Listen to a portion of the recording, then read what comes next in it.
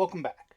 In a previous video, I installed some software onto this Debian Trixie laptop, but I wasn't able to install VSCode. And one of the reasons that I wasn't able to install it is it's not in the apt repository. There are other things in there, some debugging tools, some other things, but not VSCode. I did search then. I installed Flatpak earlier when I installed GIMP, so let's check Flatpak. And as you can see here, it does have Visual Studio Code. It also has VSCodium, and I'll talk about that in a moment.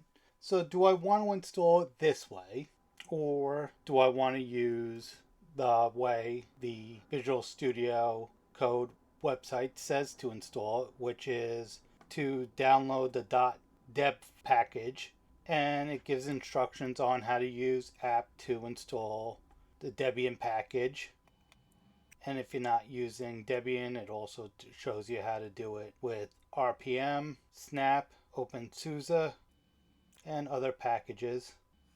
Now, one of the things I was concerned about was the version.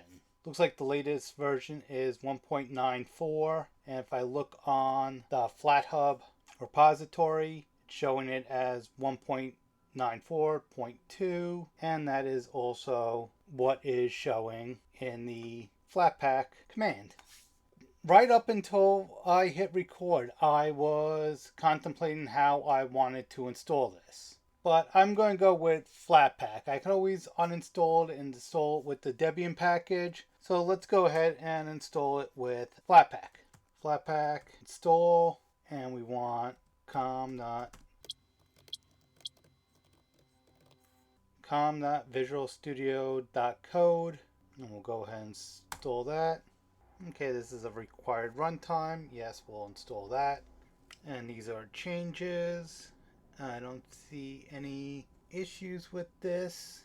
It is showing that it needs X11. I'm using Wayland on here. Don't know if that's going to make a difference, and I will discuss Wayland and X11 in the context of my FFmpeg program in a future video.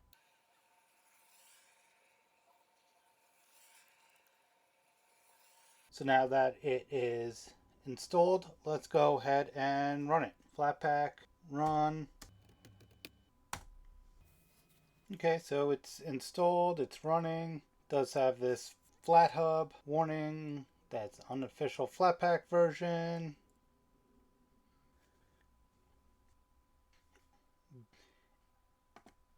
So we'll go ahead and install the C and C++ extension pack from Microsoft.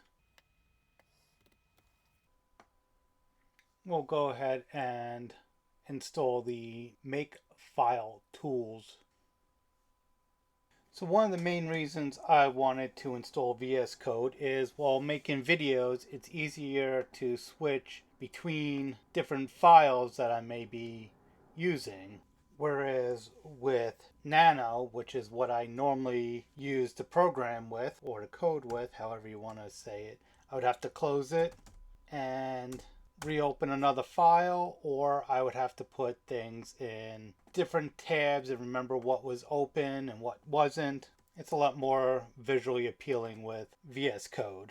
So now that I have VSCode installed, I'm going to start working on my Raspberry Pi Pico projects and the FFmpeg project. And as I mentioned earlier, I am now running Wayland, which is causing an issue with FFmpeg, but go ahead and subscribe so you can take a look at what I'm doing in the future. Thank you for watching this one. You have a great day.